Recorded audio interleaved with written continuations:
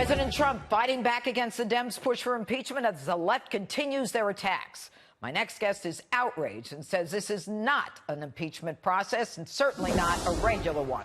Judicial Watch President Tom Fitton joins me now with more. All right, Tom, good to have you here.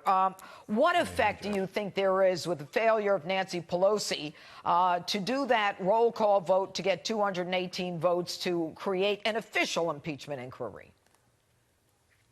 Well, if she's trying to get documents out of the White House, it's going to be tougher, at least legally, if there are subpoenas that they try to enforce in the courts, because the courts are going to be asking questions about, well, what's the basis of this subpoena? Is there a legitimate legislative intent here?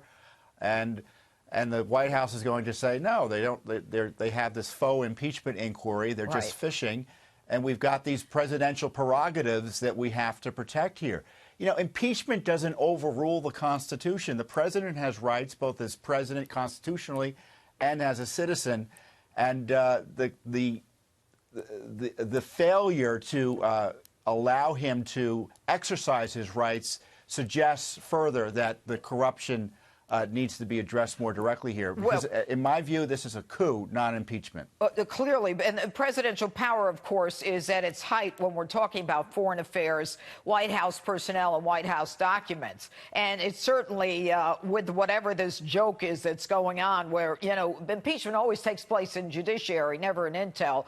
But let's talk about the fact that the whistleblower never bothered to tell the inspector general that he had approached Adam Schiff's office. Adam Schiff lied and said that he had his staff or no one had spoken to the whistleblower, when during a month's time they set up the whole narrative, got him a Clinton lawyer. We know the person's a Democrat and is friendly with a very high-ranking Democrat, CIA member, all that stuff. It is, you know, indicative of, you know, almost a narrative that they created. And so they're almost in a rush to do this, get the information out, I guess, in the hopes of getting 218 votes.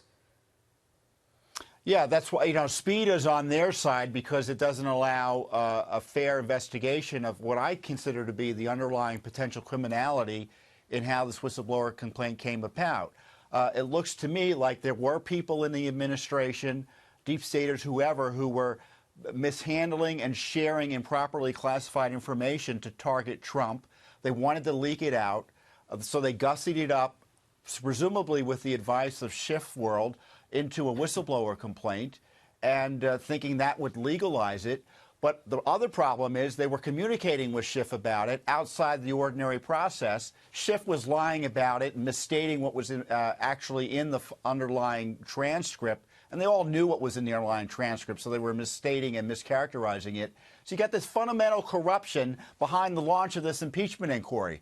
That's what needs to be investigated. Okay, so if I were the president, I'd ask the DOJ to investigate whether there were illegal leaks related to the targeting of him through this latest scam. And what's going to happen? Who's going to investigate it? Well, I think that's the other goal here, is to freeze any investigation, not only of this, but of the Democratic machine and the spying illegally on President Trump. This is as much about protecting themselves from criminal investigations, Strzok, Page, Comey, Clinton, Obama, etc., as it is about targeting Trump. And they hope to freeze the administration, as they did with Mueller. They froze the Justice Department, protected Hillary from consequences, and now they're worried about Attorney General Barr doing his job, and even the slight possibility of him exposing what went on is enough to try to get them to destroy the Constitution and remove the president to protect themselves. This is a constitutional crisis caused by lawless politicians who are abusing the powers entrusted to them to protect themselves from a criminal investigation. Let's be clear. Well, you know what's interesting? And in my research, I found out that, you know, when Mitt Romney came out, and he was, you know, full bore with this impeachment stuff in the Senate, and I found out that when he ran for president in 2012, his NSA advisor was a guy by the name of Joseph Coffer Black. And it turns out, I think we have a photo of him, that Joseph Coffer Black. He's an individual who's close to Romney, and you're going to love this.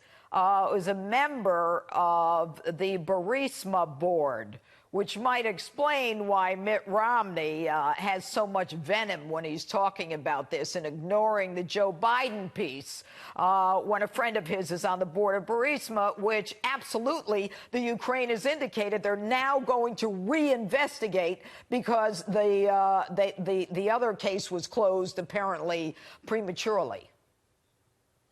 You know, Judge, half this town is on the payroll of foreign governments. The idea that a presidential communication with a foreign head of state is scandalous when, as you highlight, you've got everyone with their hands in the jar for foreign potentates is just the height of hypocrisy.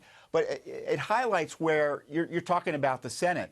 The Senate is going to have to try any impeachment. Right. And if I were the Senate Majority Leader, I'd tell the House, this is dead on arrival. We're changing the rules. We're going to kill it before it even gets out of the cradle here. And we're not going to follow up with an impeachment trial here. We're not required to under the Constitution.